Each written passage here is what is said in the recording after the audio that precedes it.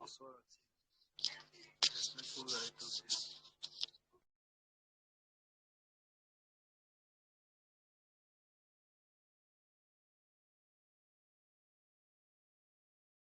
Bonsoir, bonsoir. Hello.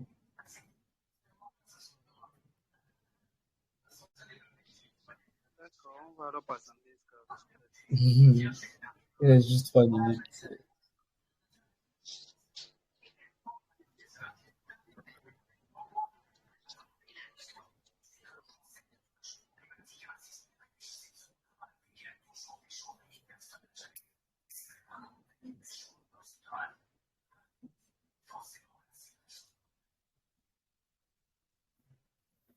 Cool, cool, cool.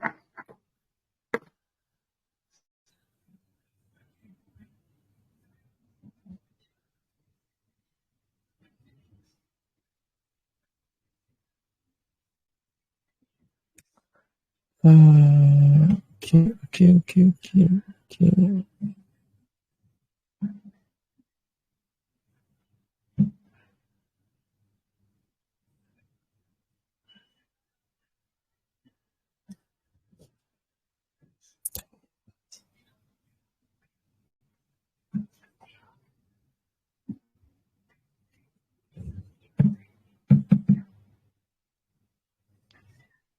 juste un point.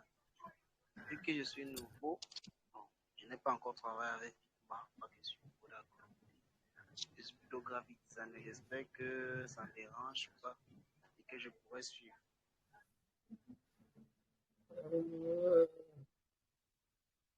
Bon, tu as déjà quand même tu as quand même un compte Figma, tu l'as déjà ouvert au moins. Oui, j'ai créé un Que je compte, sois sûr. mais je ne l'ai pas encore utilisé, je n'ai pas encore réalisé ce projet avec.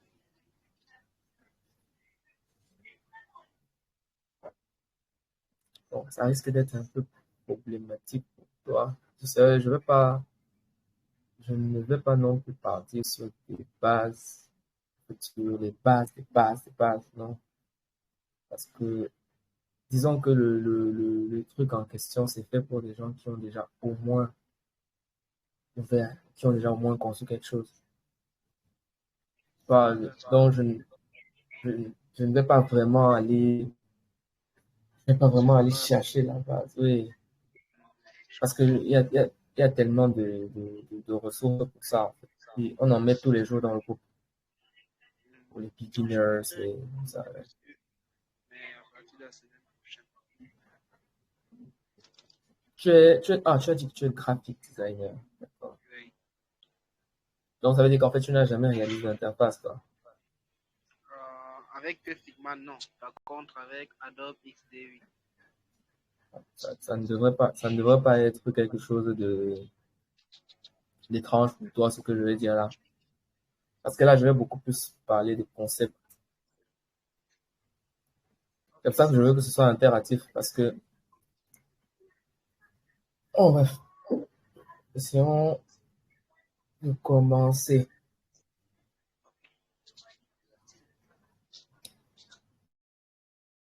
Bon,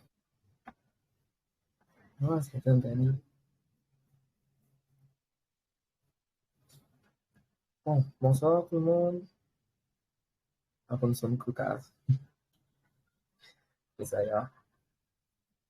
Pour moi, j'aurais pas besoin de beaucoup parler. Ok. Bon, disons qu'on est plus ou moins réunis là pour une sorte d'event tutoriel, de workshop pour le Friends of Figma de Douala. Et moi, je suis Serge Eloka, je suis le community advocate de la section Douala de Figma, du moins de Friends of Figma. Donc, c'est moi qui m'occupe à peu près d'organiser tous les événements qui se tiennent à Douala de la part de Figma. Ouais, je les pense et je les organise avec une équipe. Donc, Daniel et Emmanuel. Ouais, c'était la personne.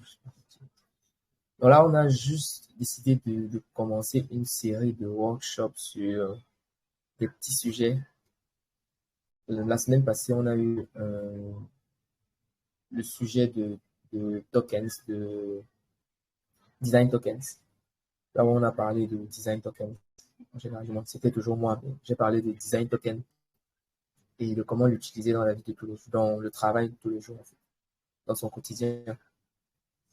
Mais aujourd'hui, j'ai vraiment tenu à parler d'auto layout parce que pour avoir travaillé avec certains designers UI, je me suis rendu compte qu'en fait, la scalabilité, en fait, l'utilisabilité de leur design après était catastrophique. C'est juste que c'est impossible de maintenir. Pour des développeurs, imaginez un peu que ce soit du code qui soit écrit n'importe comment. Voilà. Et vous vous mettez à chercher des choses, vous mettez une fonction ici, ça bousille tout ce qui se passe de l'autre côté, justement parce qu'il n'y a pas cette scalabilité-là. C'est un peu ça le contexte de l'auto-layout. Et ce qu'on va faire ici aujourd'hui, c'est essayer de donner une sorte de processus pour savoir quelle propriété de l'auto-layout utiliser dans quel contexte, en fait. Donc, du coup, c'est ça le but aujourd'hui. C'est pourquoi ça s'appelle améliorer mon workflow grâce à l'auto-layout. Ok, on y go. Bon, en gros, c'est quoi l'auto-layout? C'est un peu subjectif parce que c'est en elle-même une propriété, mais c'est une propriété qui permet d'automatiser un peu tout un process de travail lié à un conteneur. Vous voyez, c'est un peu pour les développeurs, vous voyez, c'est un peu comme des flexbox. C'est vraiment des flexbox. C'est vraiment automatiser tout ce qui est dimensionnement, alignement, tout ce qui est propriété qui concerne tout un conteneur. C'est vraiment ça, les auto-layouts. Un peu comme ce que je disais, c'est vraiment une nouvelle propriété de Figma. Ça permet de créer des designs dynamiques et réactifs sans avoir besoin de procéder à des ajustements manuels. Un peu comme je disais dès le départ avec les Flexbox. Il n'y a pas vraiment d'ajustement manuel à faire. Ce sont vraiment des propriétés qu'on change. Et ensuite, le conteneur s'adapte. Là, par exemple, à gauche, à droite, pour moi, il y a un exemple de composants avec des auto-layouts déjà définis. Voilà. En haut, il y a de prime abord, il y a le grand conteneur qui va contenir à peu près tout ce qui est, tout ce qui est item. Ensuite, dans les items, tu as la photo, tu as le titre, tu as les différents icônes et tu as le texte. Et maintenant, tous ces trucs-là sont vraiment corroborés par des propriétés d'espacement ou de padding, des propriétés de déplacement, que ce soit déplacement horizontal ou vertical, même des propriétés d'alignement.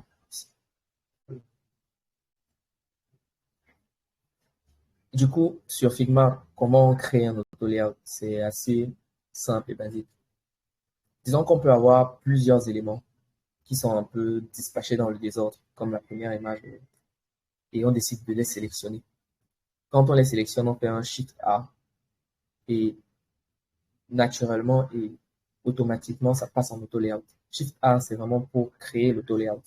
Vous pouvez faire ça ou alors, une fois que vous sélectionnez les éléments, vous allez voir une petite sur le panneau de droite. Il y a comme qui dirait le panneau de propriété. Il y a une propriété qui va s'afficher qui s'appellera auto-layout avec un bouton plus. Vous avez juste à cliquer dessus et le même résultat va s'opérer. On verra plus tard dans la partie pratique comment ça marche en pratique. Mais en gros, c'est de ça que ça naît. Avant, c'est sélectionner les éléments Shift A ou alors plus sur la propriété auto-layout. Et c'est comme ça qu'on crée un auto-layout. Aussi simplement que ça. OK. Ensuite, sachant ça, comment est-ce que utiliser ça nous permettrait d'améliorer notre processus de travail? Encore ici, je mets un disclaimer parce que ce n'est pas quelque chose de propre ou alors par défaut. Ce sont vraiment des process que je mets en place moi-même. C'est vraiment des propriétés que j'utilise moi-même pour pouvoir travailler au quotidien. Et c'est ce que j'essaie un peu de répercuter ici. C'est pourquoi j'ai appelé ça Think Out outside the frame. Donc, commençons. La préparation. Comment est-ce qu'on prépare son plan de travail à recevoir un auto-layout? Parce que c'est de là que ça part. Comment est-ce qu'on prépare son plan de travail?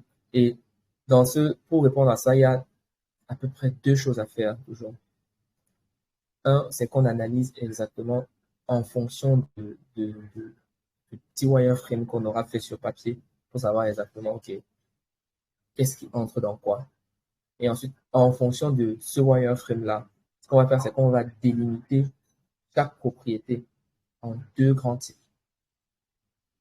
Et les deux grands types-là, il y aura des éléments dits rapprochés, un peu des éléments de proximité, et d'autres éléments qui sont un peu des éléments de conteneur.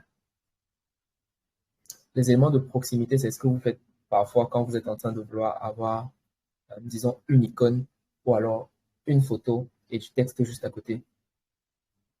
Ce que vous allez faire nativement, c'est de grouper les deux parce que ce sont des éléments de proximité. Les éléments de proximité, ce sont juste des éléments qui ont des contraintes vis-à-vis l'une de l'autre, mais pas avec l'extérieur, en fait. Tout ce qui se trouve à l'extérieur, c'est juste l'une vis-à-vis de l'autre. À contrario des éléments de conteneurs qui, eux, non seulement ils ont des contraintes l'une vis-à-vis de l'autre, l'un vis-à-vis de l'autre, autant pour moi, mais aussi à l'extérieur, parce que une fois qu'elles changent, elles affectent l'extérieur. Et c'est exactement ce que je dis ici. Là, par exemple, il y a un exemple du même composant qu'on avait avant, à des images précédentes. Là, j'essaie de vous montrer exactement où se trouvent les composants les éléments de proximité et où se trouvent les éléments de conteneur. Ici, les éléments de proximité, ça va être deux icônes qui sont collées côte à côte. Maintenant, les éléments de conteneur, ça va être le conteneur en lui-même, c'est-à-dire le composant en lui-même. Ou alors, certains petits modules de composants comme si on a deux paires d'icônes qui sont séparées. Est-ce que si on rajoute une icône, ça va changer littéralement toute la taille du conteneur? Et du coup, avant de commencer à travailler, il faut toujours parfois délimiter ces deux types d'éléments-là. Parce que c'est ça qui permet en fait de bien s'organiser et de pouvoir toutefois mettre les éléments les uns sur les autres. Ok. Maintenant, il y a une question qui revient tout le temps en fait. Est-ce qu'on utilise plus des frames ou alors est-ce qu'on utilise des groupes? Disons que les deux sont parfaitement utilisables aussi. Les deux, on peut utiliser les deux pour faire des auto-layouts et adapter après. Mais en fonction, vis-à-vis de ce on s'en va faire, qu'est-ce qui est le plus adapté à ce qu'on veut faire? Par exemple, le composant d'avant. Ici, si on décide d'avoir ceci, par exemple, naturellement, vous allez me dire, OK, on crée une sorte de rectangle, ou alors, et on entre les éléments un à un, un à un, un à un. Et on groupe après. Ça, c'est la chose à faire, par exemple, dans certains cas. Sauf que quand vous allez faire l'auto-layout de l'ensemble, ça va plutôt décaler votre rectangle et ça va le placer soit en haut, soit à gauche, en fonction de comment est-ce que vous avez décidé, en fonction de la direction que vous avez décidé de donner. Par contre, ce qui serait adapté pour la situation, ce serait peut-être un frame. Parce que le frame, lui, c'est un conteneur. Et du coup, le conteneur est prédisposé à recevoir des éléments. Et dès qu'il reçoit ces éléments-là et qu'on crée un auto-layout, les éléments, eux, s'adaptent au conteneur en question. Donc, du coup, la frame pour contenir des choses et pouvoir y appliquer des contraintes et le groupe pour des éléments qui sont vraiment de proximité. Un peu comme deux icônes, vu que de toute façon, même si on venait à faire l'auto-layout sur ces deux icônes-là, ça ne changera en rien de ce qui va se passer. Et d'où je reviens dessus. Le groupe, c'est vraiment pour des éléments de proximité. Et les frames, c'est vraiment pour des éléments de conteneur. C'est assez important de savoir ça dès le départ parce que c'est ça qui conditionne tout ce qu'on va faire par la suite. Et là, on n'en est qu'à la préparation. Donc, on n'a même pas encore commencé le truc proprement dit. Jusqu'ici, vous avez des questions?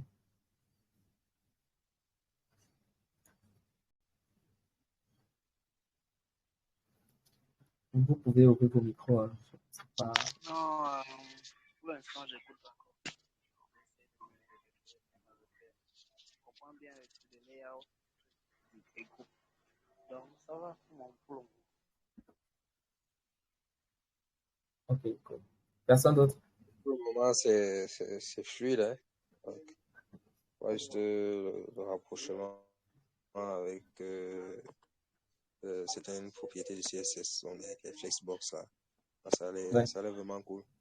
Bon, tu savoir maintenant si à la suite, et on pourra directement à partir de ces auto-layouts obtenir le code direct exploitable. Je préfère déjà répondre à ta question, non. Ou du moins, moi, non. Parce que c'est assez compliqué. Figma te renvoie des trucs en mode statique. Genre, ça ne considère que l'élément de façon statique. Donc, ça va te renvoyer un code HTML statique pour le contexte en question. Ça va pas faire en fait, ça va pas faire ça. Ok. Bon, moi, ma question est basée. Lorsque on applique les auto-layouts, donc, et dans le prototypage, est-ce que ça peut appliquer directement la responsivité de notre page? Bon, j'avoue que j'ai pas bien compris ta question. Tu peux répéter ça? Ok, ma question est que, donc, en faisant les auto-layouts, donc, on finit d'effectuer les auto-layouts. Donc, dans le prototypage, est-ce que ça va s'appliquer sur la responsivité de notre prototype ou bien de notre première page qu'on a effectuée? Donc, quittant le site web, disons, de la page desktop à la page mobile automatiquement. Déjà, de façon native sur Figma, non. On est vraiment obligé de faire les deux. Maintenant, il y a du moins des contributeurs Figma qui créent des plugins. Par exemple, il y a un plugin qui s'appelle Breakpoint qui permet réellement de faire du responsive. Donc, du coup, on n'a pas vraiment à créer. C'est vrai qu'on va toujours créer plusieurs trucs, mais ça nous permet une fois qu'on est en train de faire un prototypage, réduire la fenêtre automatiquement. Justement parce que déjà, grâce au plugin, on a vraiment délimité les choses. On a délimité les divers types d'écrans, les diverses tailles d'écran.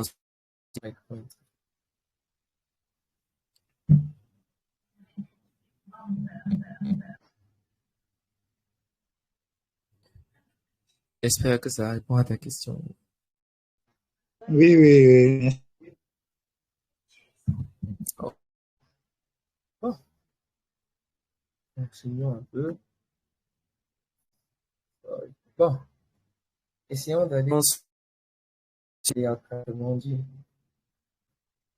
Et l'une des propriétés, du moins, l'une des valeurs sur lequel je jette vraiment beaucoup mon attention, sur laquelle je jette vraiment beaucoup mon attention, c'est d'abord la taille.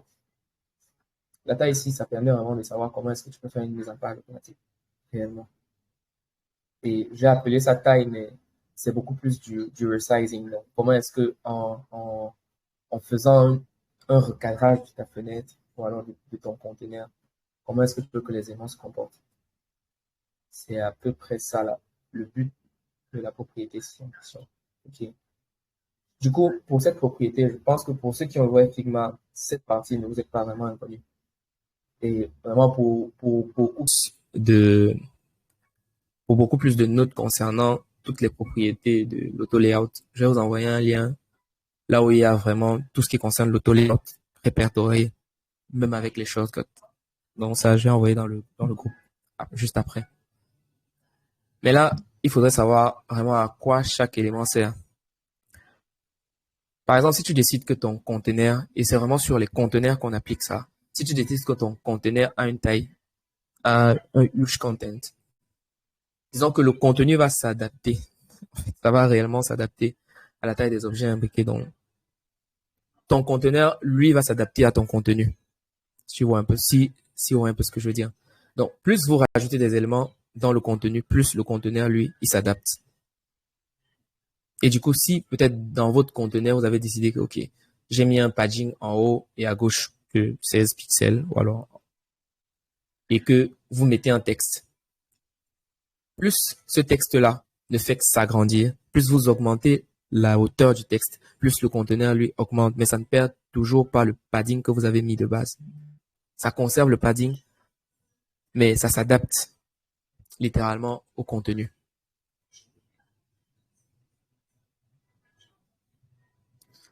Pour ce qui est de la taille fixe, c'est l'inverse. En fait, c'est vraiment, ici, c'est le contenu qui doit s'adapter au conteneur. Et si ça ne s'adapte pas, eh ben, le contenu se verra plus. Bon, tout à l'heure, je vais prendre l'exemple je vais essayer de faire un cas pratique pour que vous compreniez un peu. Maintenant, pour ce qui est du fill container, c'est vraiment le middleman entre les deux. Vraiment, le conteneur, lui, il a une taille fixe, déjà. Et ensuite, le contenu, lui, en fait, comment dire ça, disons que la taille fixe du conteneur fait en sorte que tout le contenu s'adapte. Par exemple, si vous avez mis un rectangle et vous avez mis du texte, le rectangle et le texte vont avoir des tailles, vont avoir une distance fixe. Mais une fois que vous êtes en train d'augmenter le contenu du texte, c'est le contenu du rectangle qui diminue. Et vice versa, en fait. Disons ça comme ça. Donc, le contenu le conteneur reste fixe, mais le contenu, lui, s'adapte dans les éléments s'adaptent entre elles.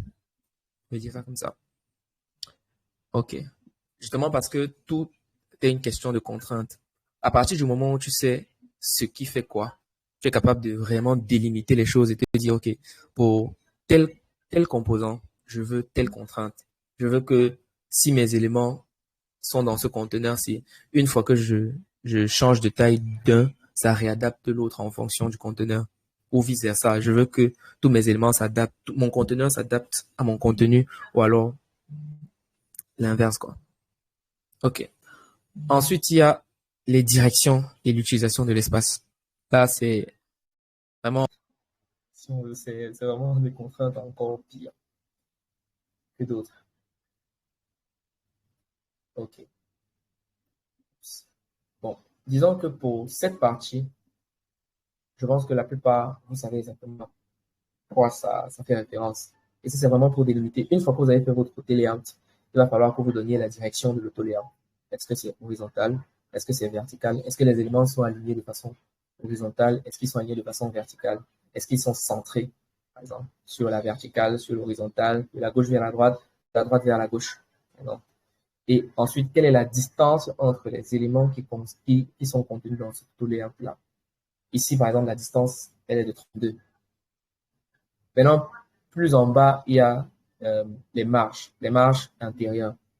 Est-ce que je veux que ma marge intérieure soit de 80 pixels, par exemple, en haut, à gauche, ou à droite, ou en bas? Là, c'est vraiment ici qu'on essaie de délimiter les choses. On essaie vraiment de configurer, de donner une configuration à l'auto-layout. Comme je disais, pour les éléments de proximité, par exemple des groupes qu'on a créés entre deux éléments, limite, créer un groupe de deux éléments, faire un auto-layout avec le groupe et dire, OK, pour cet auto-layout-là, je veux que ta disposition soit verticale. Du coup, si le composant était horizontal, il va changer, il va passer en vertical. Et maintenant, tu lui dis, OK, pour cet auto-layout-ci, je voudrais que le padding, c'est-à-dire l'espace, la marge intérieure entre en haut, soit de 32 pixels. Et du coup, il va reculer de 32 pixels en bas. Et vice versa, même si tu fais un padding à gauche et à droite, c'est littéralement pareil. Donc là, c'est vraiment pour les contraintes de direction et d'alignement, voire même de marge aussi. C'est dans ce panneau-ci qu'on les gère. Et c'est principalement ici que vous allez faire à peu près tout ce que vous avez à faire dans les auto-layouts. Sur les auto-layouts. Ensuite, il y a quelque chose qu'on utilise vraiment pas beaucoup, que je ne vois pas beaucoup de gens utiliser. C'est vraiment le space between. Je pense que pour les développeurs, c'est pas quelque chose qui est très inconnu. Je dis que c'est pas très utilisé parce que sans doute, même quand on veut l'utiliser, on l'utilise peut-être pas de la bonne manière. C'est ça que dans mon tête, je viens on peut privilégier les space between pour des alignements sur des conteneurs à largeur fixe. Pourquoi je dis ça? Parce que si tu essayes de faire un auto layout et que tu connais exactement quelle est la taille de ton conteneur, tu voudrais que, ok, tous les éléments qui sont dans ton conteneur soient alignés de telle manière, par exemple. Soient alignés pas peut-être centrés, mais aient le même espacement. Ce que tu vas faire, ce n'est pas réellement d'essayer de faire un auto layout simple et de te dire, ok, je vais délimiter moi-même, je vais donner moi-même la taille jusqu'à atteindre la taille même que je souhaite avoir, en fait, la taille fixe que je souhaite avoir. Il y a des chances que tu n'y arrives jamais. Il y a des chances que soit tu dépasses, soit tu n'y arrives jamais. Et c'est pas ce cas-là parce que si tu rajoutes un élément, ça va soit augmenter la taille, soit la diminuer. Ce qui n'est pas le cas quand tu utilises le spacing mode space between parce que là, ça va espacer les éléments d'un bout à l'autre du conteneur avec le même espace. Et si tu rajoutes un élément à l'intérieur, ça va juste recalculer l'espace et faire en sorte que, ok, si j'avais 3 éléments et que ça s'imbriquait de cette manière, je rajoute un 4e élément, ça va s'imbriquer de la même façon, mais avec des espacements différents pour que je garde le même espacement entre les différents items. Et du coup, c'est très intéressant quand tu connais vraiment la valeur fit de ton conteneur. C'est super intéressant, c'est super important même de passer par là. Parce que là, au moins, ça permet de ne pas resize de façon bête. OK. Ensuite, les valeurs négatives. Disons que dernièrement, Figma nous permet d'avoir des valeurs négatives dans des auto-layouts parce que avant, pour faire ce genre de choses, il fallait prendre des cercles entre eux, essayer de les recoller, créer un groupe et laisser. Sauf que quand tu décidais après de rajouter un autre cercle, j'ai de le faire manuellement et d'essayer d'aller voir si les tailles sont les espacements sont bons. Donc là, l'autre, layout, ça devient magique. C'est genre, ça fonctionne de la même manière avec les espacements, sauf que tu peux entrer des carrés, comme qui est là. Et ce qui est encore de plus bien avec, c'est juste que tu peux changer l'ordre d'apparition des cercles. Tu peux décider que, ok, j'avais mis le dernier cercle au premier. Est-ce que je ne veux pas plutôt changer l'ordre d'apparition? Et une fois que tu changes l'ordre d'apparition, le dernier se retrouve premier, le premier se retrouve dernier. C'est peu utilisé, mais c'est quand même utile. Disons ça comme ça. Ok. Ensuite, il y a le middleman. Ici, le middleman, c'est vraiment la chose qu'on a rajoutée en plus dernièrement. Je pense que beaucoup de développeurs comprendront, c'est un peu la position dite absolue, si on veut. Parce qu'avant, quand tu faisais de l'auto-layout, une fois que tu lances l'auto-layout sur tes items, ils s'alignent tous de la même manière. Donc, du coup, tu ne pouvais pas réellement prendre un composant et te dire, OK, je veux le déplacer n'importe où dans ma frame, n'importe où dans mon conteneur. Par contre, avec le middleman, tu peux, littéralement. Ce que tu peux faire, c'est vraiment dans la zone juste après les tailles ou alors les sizes. Il y a juste en haut, il y a tout un petit bouton plus là. C'est ça qui te permet de mettre un élément en position absolue. Par exemple, sur l'image 1, vous avez vu que une fois que c'est passé en auto-layout, tout était aligné de façon verticale. Mais une fois qu'on a passé le petit cercle en position absolue, on peut le déplacer n'importe où dans le conteneur, pas ailleurs, vraiment dedans. Donc, ça permet réellement d'isoler un élément de l'auto-layout, d'ignorer la pile et de positionner à un endroit précis par rapport au conteneur parent. Et ici, le conteneur parent, c'est vraiment le frame qui contient l'auto-layout.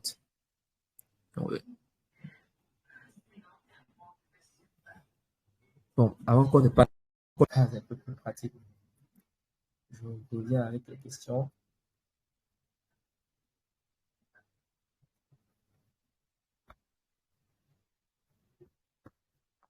Et je sais que vous avez tout compris.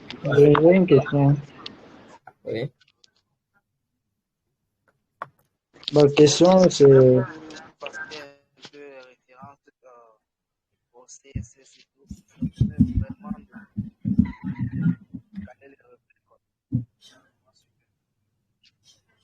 J'ai du mal à t'entendre, Yvon. C'est toi qui parles. Je disais, j'aime beaucoup le fait que vous fassiez les références aussi. Ah, d'accord.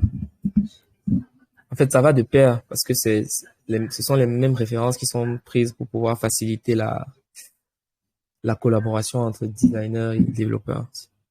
Et ça, c'est encore un autre débat, mais ce sont limite les mêmes, la même nomenclature, quoi.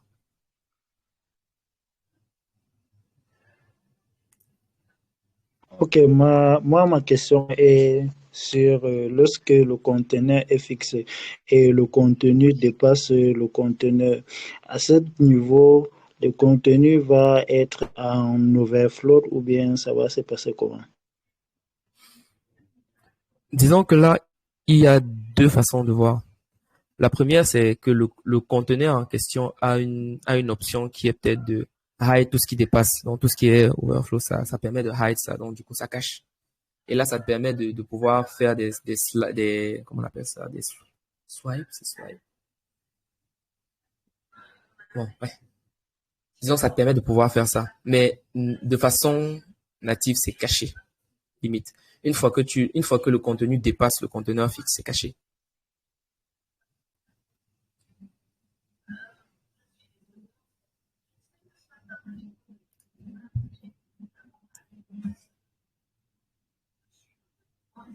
Je ne sais pas si ça répond à ta question, mais bon. Ah, d'accord, parce que comme tu dis, ça va cacher les autres et tu m'as encore parlé des slides à l'intérieur. Donc ça va se défiler ou bien ça va créer un petit scroll à côté là. C'est pour cela que Ouais, je c'est le parlais terme scroll de... c'est le terme scroll que je cherchais. Voilà. Ah non, ça va me créer un petit scroll en fait. Non, en fait, ça va pas créer de façon c'est toi qui vas décider de faire en sorte qu'il y ait un scroll parce que ça dépasse. À partir du moment où ça dépasse, c'est toi qui décides de, OK, sur cette frame-là dont le contenu dépasse, je voudrais que tu me crées un scroll dedans. Et du coup, là, toi, tu n'as juste qu'à scroller et le contenu qui est caché va être visible. D'accord, merci. Ok, j'ai également une question. Oui, je t'écoute. Si j'ai besoin un élément, par exemple, en absolu dans Middleman, mais qui dépasse le conteneur, sinon, ça dépasse le conteneur à moitié. Supposons je mets un cible là et à moitié. Comment est-ce que je peux réaliser cela? Oui, tu peux. Et ce sera toujours possible avec l'auto-layout. À partir du moment où à partir du moment où le conteneur, comment dire, l'item est passé en mode absolute, tu peux le déplacer à peu près partout. Tu peux le déplacer à Parce que peu vous près avez dit partout partout, sur mais ton dans le conteneur. conteneur. Oui, dans le conteneur, oui. Bon, disons, Dès maintenant que je veux plutôt dépasser le conteneur à moitié. non, tu peux pas dépasser le conteneur à moitié. Désolé, ça peut pas être ça. C'est peut-être là où je n'ai pas compris ta question. Tu ne peux pas vraiment dépasser le conteneur à moitié. Non.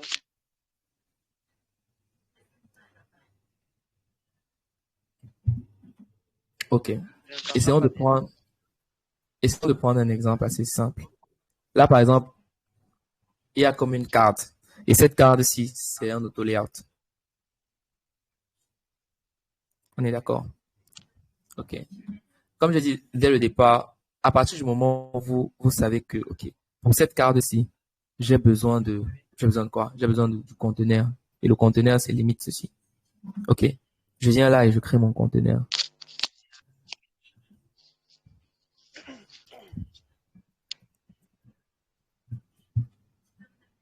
Maintenant, à mon conteneur, je peux lui appliquer certaines propriétés. Soit c'est un border radius, soit c'est la taille, soit quoi que ce soit. OK. Maintenant, au-delà de ça, je peux passer ce conteneur-ci en auto-layout direct. Il n'y a pas de changement. Mais par contre, quand j'arrive juste ici en bas, j'ai mes propriétés qui sont créées. Du coup, je décide que, OK, de haut en bas. J'aurais une question, Serge. Oui, je t'écoute. Ah, voilà, par rapport à ça, moi, généralement, quand je travaille, bon, toi, tu vas peut-être me dire ton process, mais généralement, quand moi je travaille, bon, je vais plutôt te demander, toi, tu fais comment? Tu commences avec les auto-layouts ou tu finis avec les auto-layouts? Donc, c'est genre, c'est pendant que tu es en train de travailler, tu lances d'abord, tu commences comme tu as fait là, tu mets directement le conteneur en auto-layout en mettant les éléments à l'intérieur, ou tu finis d'abord de designer et puis tu appliques l'auto-layout sur tous les composants. Je fais de deux façons, dépendamment de ce que je suis en train de faire. La première façon, c'est vraiment de créer ma frame, pas de mettre un auto-layout dessus, vraiment pas. Et ensuite, étant donné que j'ai fait en amont tout ce qui était sur papier et que j'ai délimité tout ce qui était composant, je fais les uns après les autres en dehors de mon conteneur. Et ensuite, juste, je place les éléments et je fais les auto-layouts sur le conteneur en question.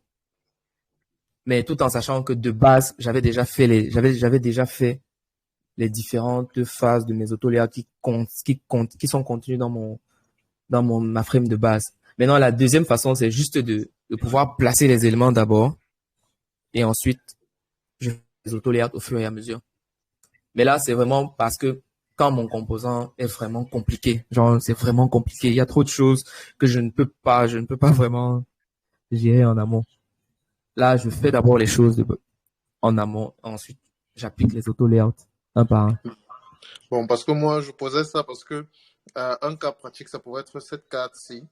C'est genre, moi, j'aimerais bien savoir comment tu as fait cette carte parce que moi, personnellement, comme je t'avais dit, si je t'ai amené à reproduire cette carte-ci, j'allais d'abord placer les éléments, même si j'ai fait les composants à part.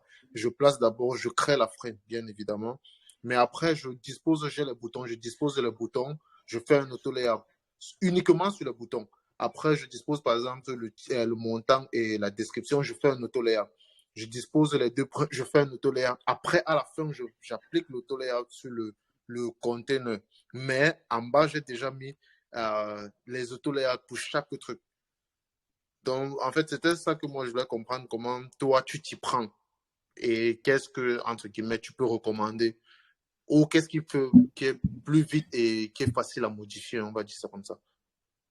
Disons que le facile à modifier, ce serait de faire d'abord ta frame, mettre les éléments à l'intérieur et ensuite, après avoir fait tes petits auto-layouts sur des petits composants, les placer et faire l'auto-layout sur le global.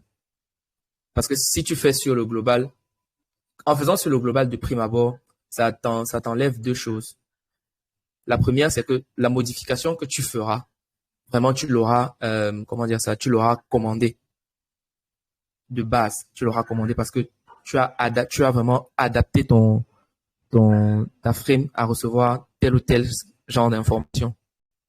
Maintenant, l'inconvénient aussi qu'il y a avec ça, c'est justement que si tu prends tes éléments et que tu viens les imbriquer sur un truc qui a déjà un auto-layout, tu risques d'avoir des conflits entre les différents auto-layouts qui sont dedans, en fait. Et du coup, si tu veux resize, tu as de fortes chances de repartir sur les auto-layouts que tu avais déjà fait avant et les retravailler. Les retravailler pour que ça s'adapte, ça s'accommode, en fait.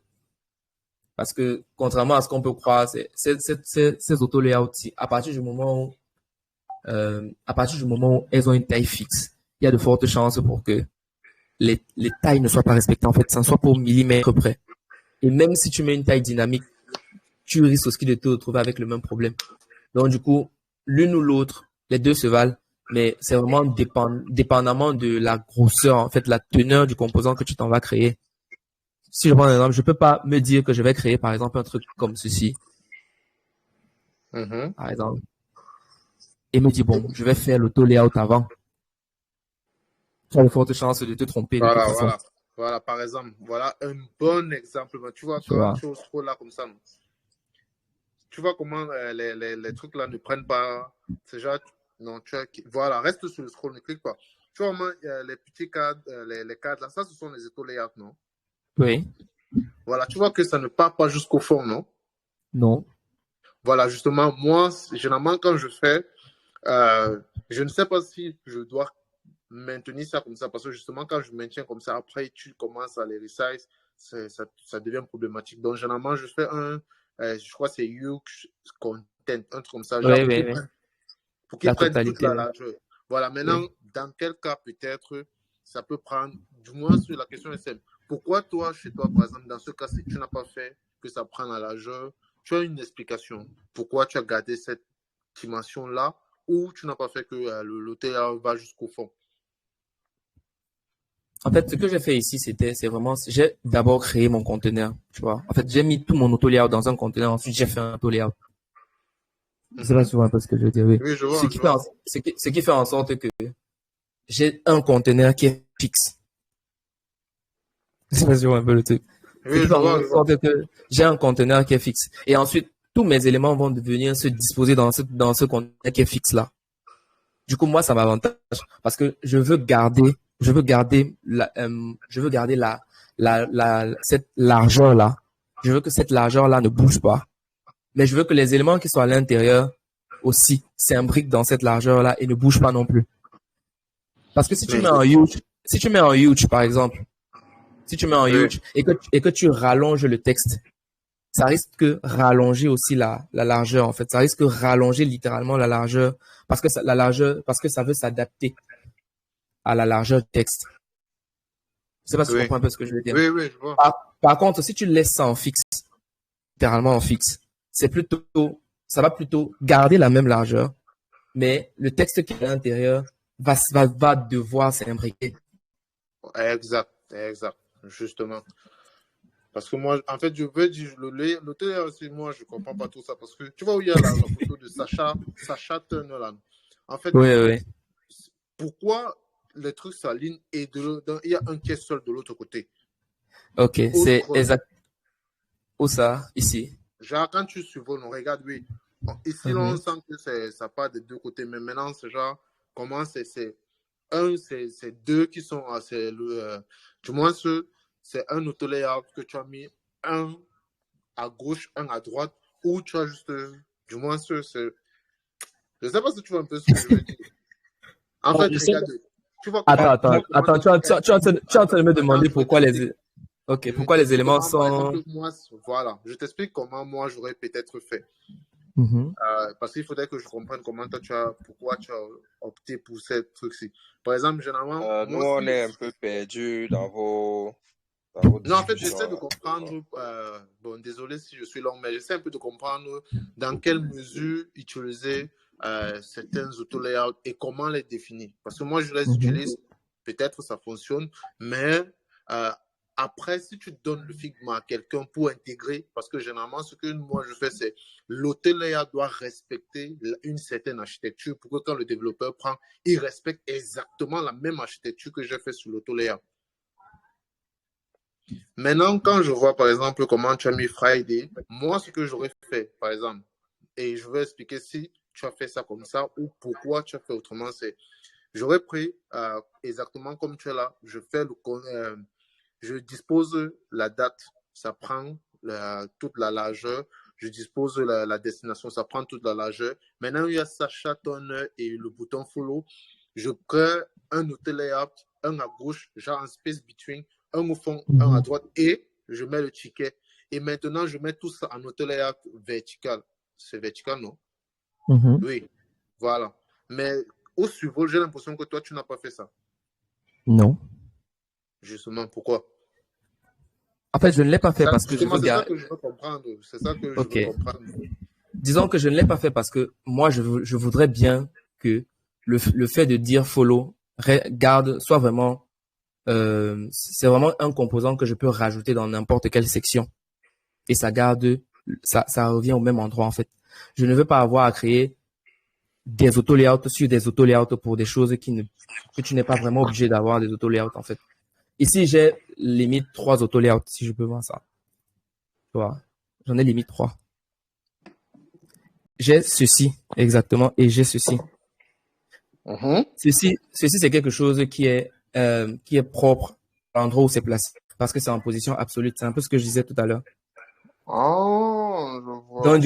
Donc, du coup, ça me permet réellement de balader ça à peu près n'importe où là. Donc, je peux créer autant de boutons possible comme ça, mais ça ne va pas endommager la structure, même si mon organize elle devient plus long, ou alors Sacha a un nom qui devient d'une longueur infinie, tu vois. Ça ne va pas venir déplacer, ou alors ça va pas venir casser tout ce que j'ai mis comme infrastructure. C'est pourquoi je prends un truc en mode absolu, en fait. Justement, peut-être je ne vais pas bien la partie, mais comment tu fais le absolu? Peut-être, je crois que tu tentais de parler ça avant que j'arrive, mais je n'ai pas compris. Parce que j'ai vu qu'à côté, là, le design est différent. Le layout, non, où je vois groupe 1850, là, c'est différent Oui. des autres. Oui, c'est genre, Oui. comment est-ce que tu... Justement, coup, quand ça a cette forme-ci, ça veut dire que c'est passé en absolu, en fait.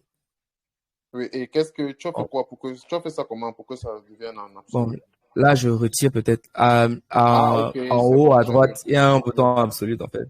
c'est Je n'ai bon, qu'à cliquer dessus, tu vois que ça retrouve son truc en bas, en fait. Ça revient se exactement. réaligner avec le reste.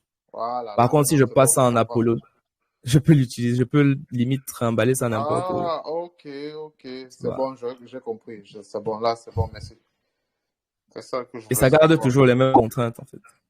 Oui, justement, tu vois, justement, c'est parce que moi, j'avais eu le réflexe que j'allais mettre ça dans le même truc avec Sacha et ça devait.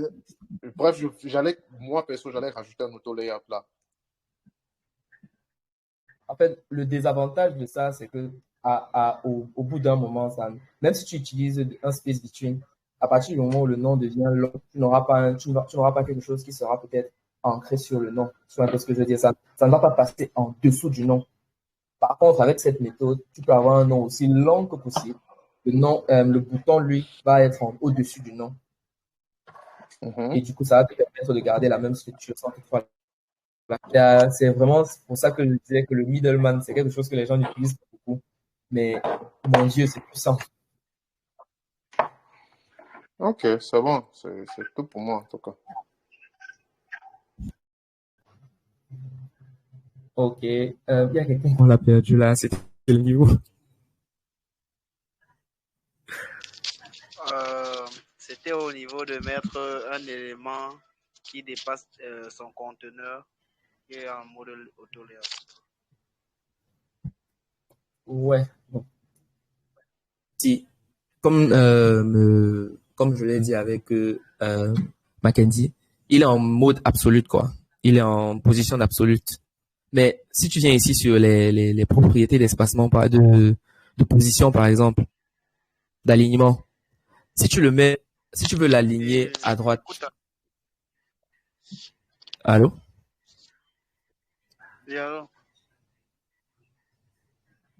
Oui. Je disais que si tu veux l'aligner à droite, par exemple, si tu veux l'aligner là à droite, il va littéralement venir à la droite du conteneur en question. Je sais pas si tu vois un peu ce que je veux dire. Il ne va pas déborder. Il va venir à la droite du conteneur de son parent. Et c'est ça son parent. Oui. Par contre, si je fais un déplacement, par exemple, comme ceci, tu vois qu'il se voit toujours, non? C'est justement parce que chez moi, pour le parent-ci, je n'ai pas activé cette propriété qui est clip content. Et c'est ce que je disais tout à l'heure à celui qui posait la question de savoir le contenu qui dépasse, comment est-ce qu'il va se comporter?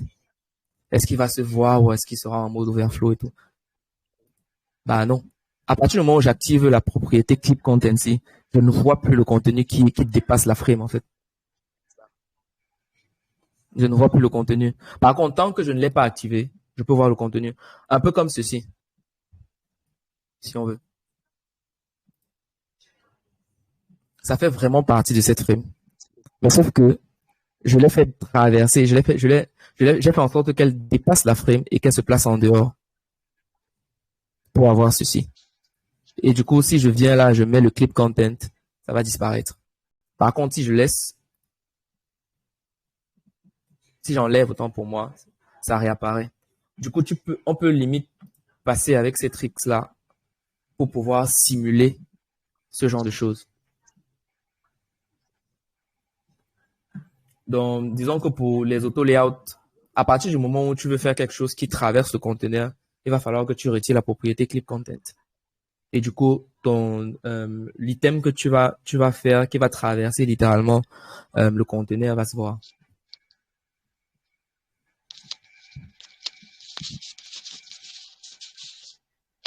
Ok, je vois. Merci beaucoup.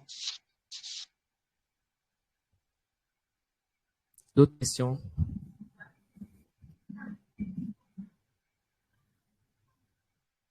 Bon, si les gens n'ont pas de questions, moi j'ai une question. Je veux savoir parce que l'un des problèmes que j'ai eu souvent parce que c'est vrai que moi-même je design les auto-layouts, mais j'ai déjà eu à intégrer les auto-layouts. Du moins, en fait, c'est déjà travaillé. Maintenant, moi, je veux savoir, c'est déjà, quand tu design, est-ce que tu penses du moins, à l'approche que celui qui va intégrer peut prendre?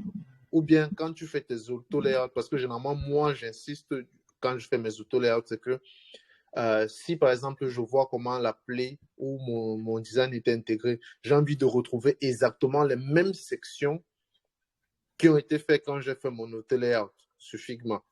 C'est genre, est-ce que toi, quand tu fais tes auto-layouts, quand tu peux voir celui qui va intégrer, tu expliques que, en fait, pour ceci, tu veux que ce soit comme ça, ou bien il se démène.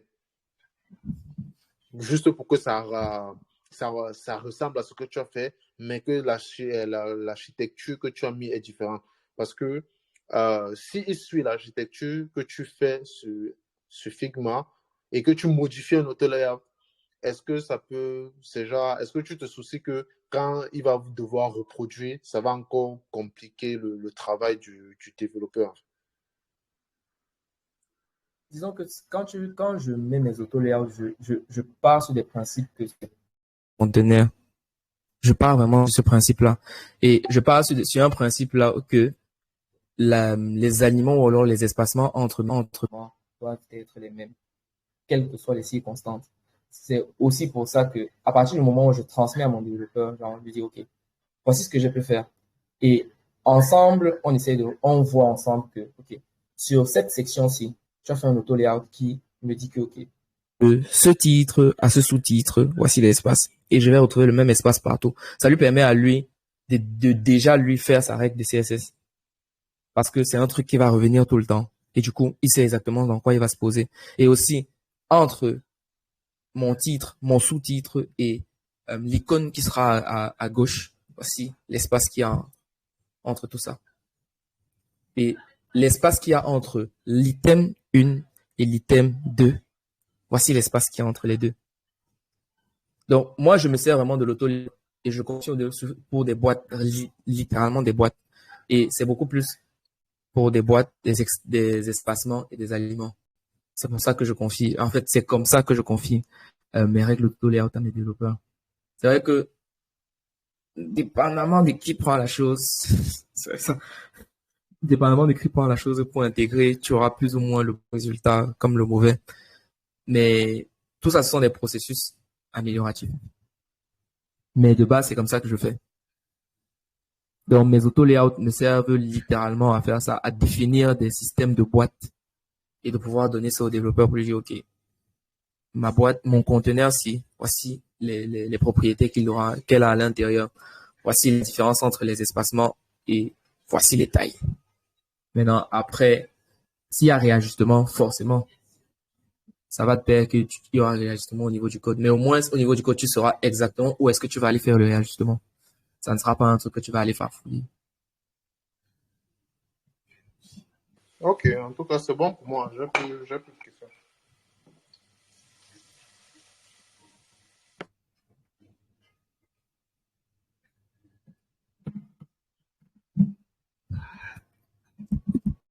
autre. Elle a dit que ça devait être long, non?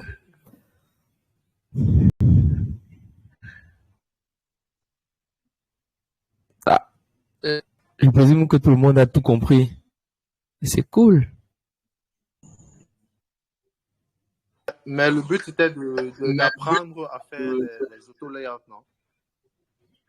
Le but, c'était pas d'apprendre. J'ai dit dès le départ, bon, pour ceux qui n'étaient pas là dès le départ, j'ai dit, je ne vais pas réapprendre à quelqu'un je vais pas apprendre à quelqu'un la base de comment faire un auto-layout. Ce que je vais apprendre ici, c'est comment l'utiliser. En fait, l'utiliser pour pouvoir améliorer son process de travail. Un peu comme la discussion qu'on a eue tout à l'heure. C'est vraiment je fais des auto-layouts, mais comment est-ce que je peux l'utiliser pour pouvoir rendre mes designs un peu plus scalables et vraiment accessibles pour les personnes qui vont venir soit utiliser, soit coder, soit pour moi. Et vraiment aussi pour améliorer le travail d'équipe parce que la scalabilité à ce niveau, ça compte. C'est pour ça que j'ai dit dès le départ d'entrée de jeu qu'on ne va pas refaire la roue pour savoir exactement comment est-ce qu'on fait des auto-layouts, quelles sont les différentes propriétés, expliquer de façon vraiment très, très, très, très, très bien. Je crois que je vais partager le lien officiel de Figma Éducation en ce qui concerne l'auto-layout, les composants. Au moins, est-ce que les gens s'édifient de base avant de autre chose. Mais là, c'était réellement comment utiliser cet auto-layout-là pour rendre son travail beaucoup plus scalable. Bon, pour moi, c'est vrai, bon, tu as présenté tout le concept, mais tu nous as pas vraiment montré comment l'utiliser, bon, la partie vraiment pratique, quoi. Et que par la suite, bon, vous avez discuté là et tout.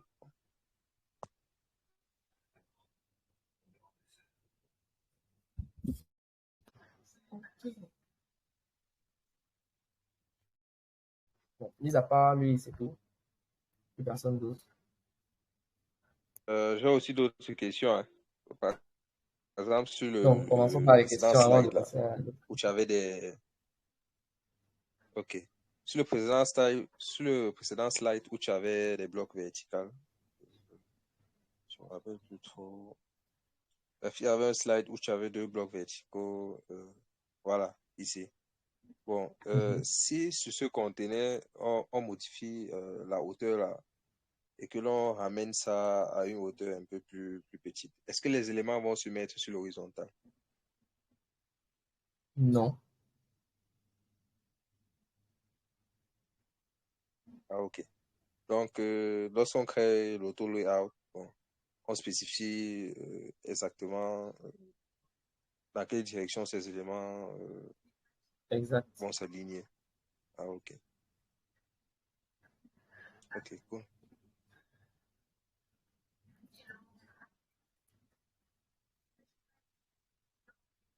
Si tu avais d'autres questions, c'était la seule. Ah, c'était ça la deuxième question. Ok, d'autres questions avant qu'on passe à autre chose, quoi.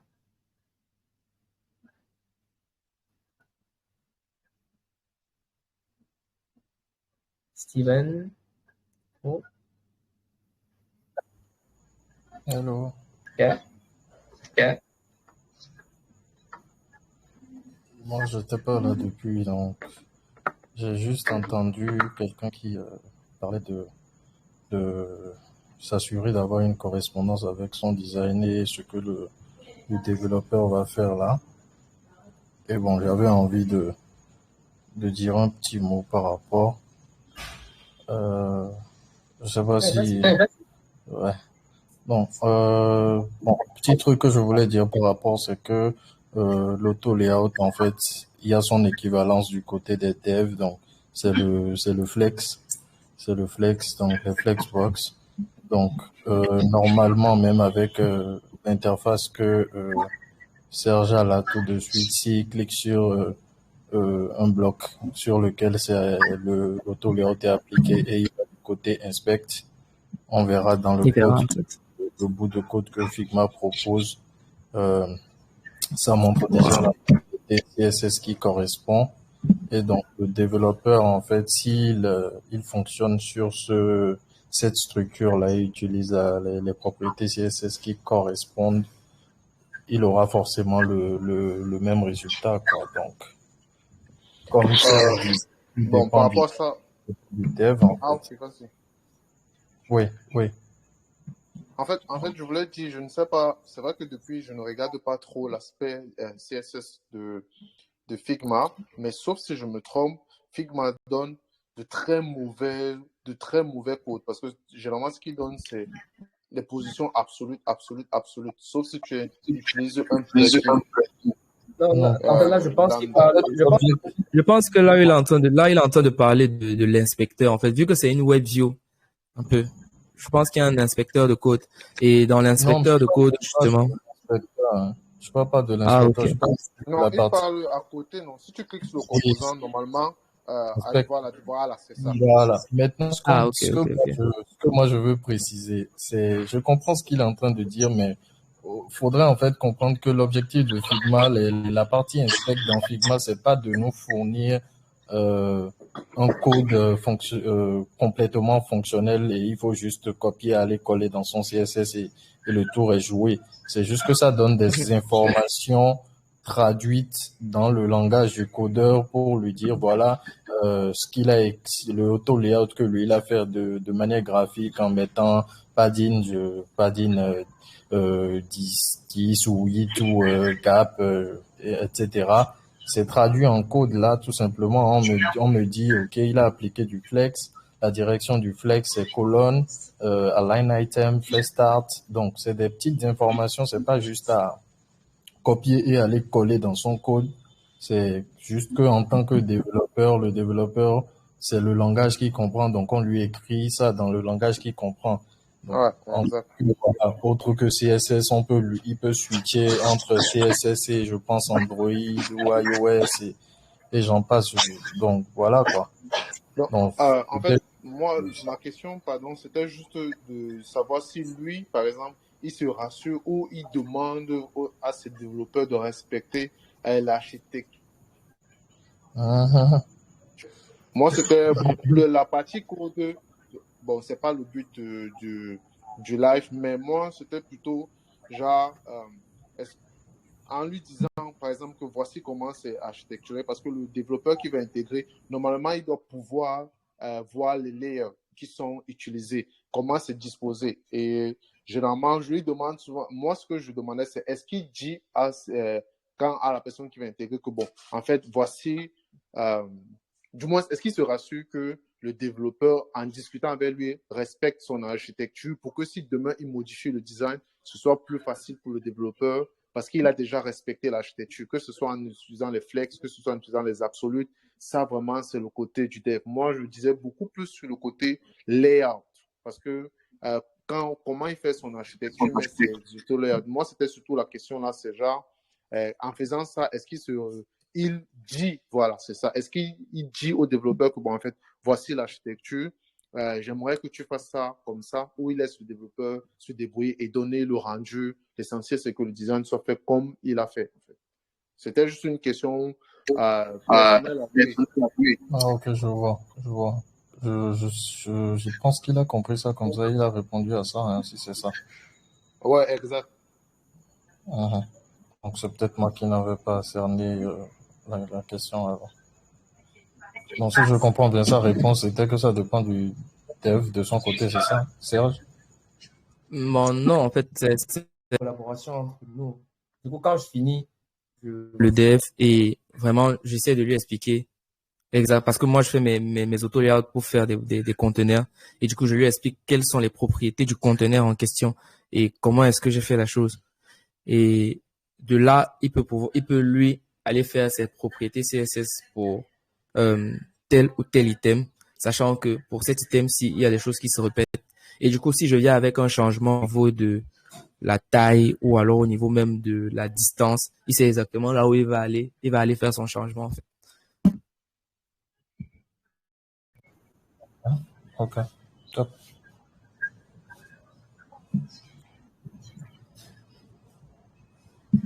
Donc, je disais, moi, je vous ai rejoint un peu plus tard, donc j'aurais bien voulu suivre tout, mais en gros, le but de l'event, c'était essentiellement montrer comment intégrer l'auto-layout dans son workflow de tous les jours, c'est ça? Tout simplement, c'est Oui. ça? Ouais. Donc, ça n'a pas été de montrer comment appliquer vraiment de l'auto-layout et tout ça, c'est ça? Non, justement parce que de base, je ne voulais pas avoir à me lancer sur un truc de, OK, apprendre les auto-layouts, parce que ça aurait pris du Le temps. workshop, quoi. Ouais, justement, ça aurait pris trop de temps. Et aussi, je me dis que c'est quelque chose que les gens doivent pouvoir faire par eux-mêmes, parce que il y a un truc qui est vraiment complexe. C'est vraiment des trucs que tu testes au fur et à mesure. Moi, ce que je viens faire, c'est juste t'expliquer comment tu peux utiliser telle ou telle propriété pour pouvoir rendre ton travail beaucoup plus accessible aux gens. Après. Donc, c'est pour ça que ça rendait aussi le truc un peu moins long. Mais en même temps, c'était aussi pour préparer les gens pour ce qui sera la semaine prochaine, parce que la semaine prochaine, on fera beaucoup plus de composants. Et la personne qui fera le composant, elle ne devra pas revenir sur ces propriétés-là de l'auto-layout, en fait, parce qu'elle aura une façon de travailler et c'est aussi une façon de préparer les gens à, OK, vous allez faire des composants bientôt. Mais avant de faire des composants, voici quelques petits trucs que vous pouvez utiliser pour faire des auto-layouts de façon efficace. Ok. Ok.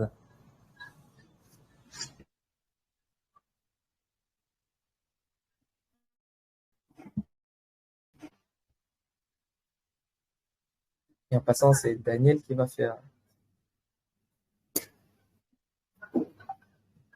C'est Daniel qui va se charger de l'auto-layout, en fait.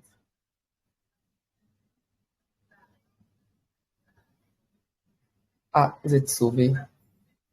Il y a bien quelqu'un qui veut faire tous les auto-layouts. Qui veut faire l'auto-layout de la genèse jusqu'à à peu près tout.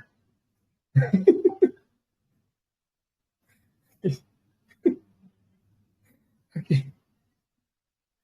Mais bon, le seul souci qu'il y a à ça, c'est que la semaine prochaine, il y a la config. Et j'espère que la plupart d'entre vous se sont inscrits pour au moins regarder parce que ça sera vraiment un événement assez important et assez révélateur. Pas belle chose. C'est demain, hein? Ah ouais, demain. Ah, Ah. dans ma tête, je te jure que nous sommes encore là. Nous sommes encore le soir. Parce que j'avais prévu ça pour le 13, ouais. Tout va passer, Aïe. tout va passer. Tu vas attendre ça de semaine prochaine alors que c'est Non, demain. en fait, le pire même, c'est que j'ai un reminder dessus. En fait, là, je pensais qu'on était en semaine passée parce que l'event en question était prévu pour la semaine passée. Alors ça, cet event-ci était prévu pour la semaine passée. Ouais. Ok. Et il y a eu quelques petites complications. Ouais, c'est demain. J'espère que vous êtes inscrits pour pouvoir regarder parce que ça sera super riche en révélations. Ça, c'est... Moi, je pense que pour spéculer un peu, je pense que la question qui a été posée tout à l'heure par rapport au bloc d'éléments qu'on réduit et que les positions changent automatiquement, là, je pense que Voilà. il y aura ça qui sera annoncé. Bon, ça c'est mon côté optimiste. Donc là, en gros, je parle du flex wrap là. Donc en gros, tu as 3 éléments, par exemple, tu réduis et selon la taille, le troisième bloc descend pour balancer là. Mais quand même, de belles choses s'annoncent.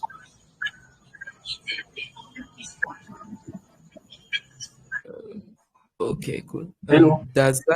Hello. Oui, bonsoir à tous. Moi, je vous ai pris en marche, hein. Mais j'ai une question concernant la config, voilà, l'événement là. Vous avez parlé de s'inscrire. Il faut forcément s'inscrire pour regarder, ou bien ça sera diffusé sur YouTube. Pourquoi tu veux s'inscrire pour regarder? Il faut déjà avoir un compte Figma et s'inscrire avec pour regarder. Ah, d'accord. Parce que, arrête-moi si je me trompe, Steven, je pense que c'est diffusé sur le BV, non? Non, non, c'est pas sûr. Autant pour moi, le BV, au moins sur la plateforme moi, c'est une des plateformes de Figma, je pense. Ouais, ce sera directement sur leur plateforme config figma.com là. Et donc, va falloir forcément créer son compte. Faut forcément créer un compte là-bas. C'est même pas qu'il faut, c'est pas qu'il faut avoir un compte Figma, c'est là-bas il faut aller s'inscrire. Ah ouais, ok, ah d'accord, je vois. Je suis sur la page même actuellement. Je vais voir comment ça se passe et puis m'inscrire. Merci. Espérons que ce sera un event à la Apple. Oui. L'image de police et tout ça montre que ce sera quelque chose de fort.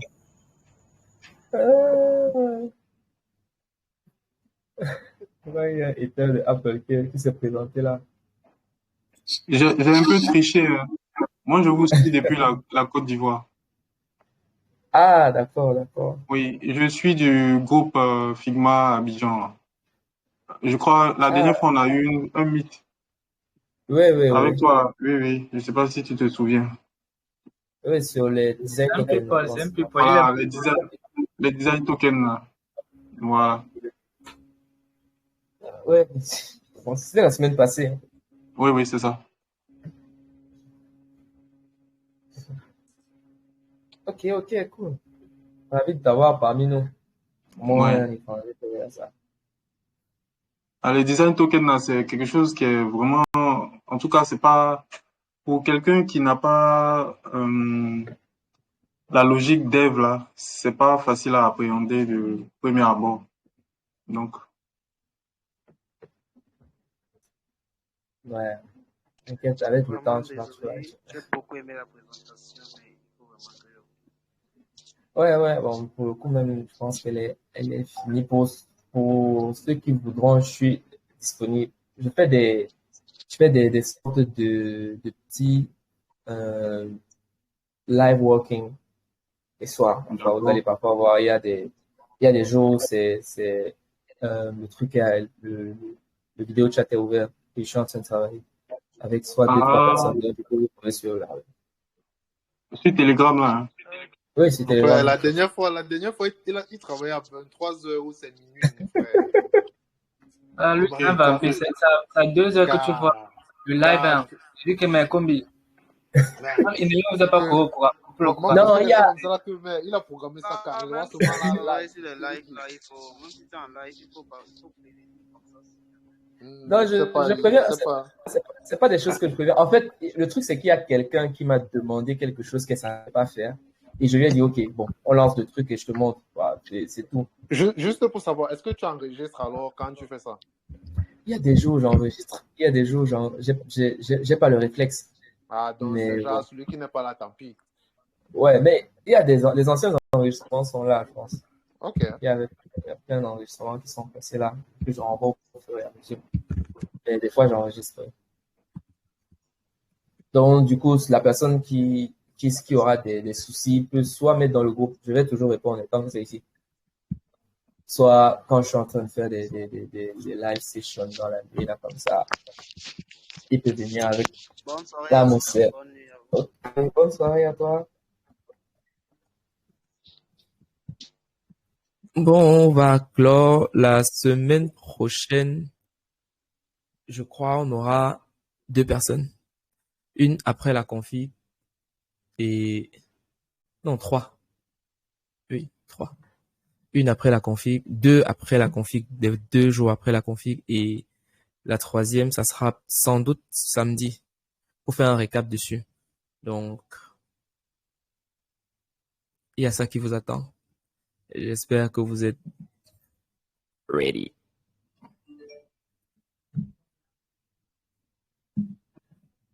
Au plaisir.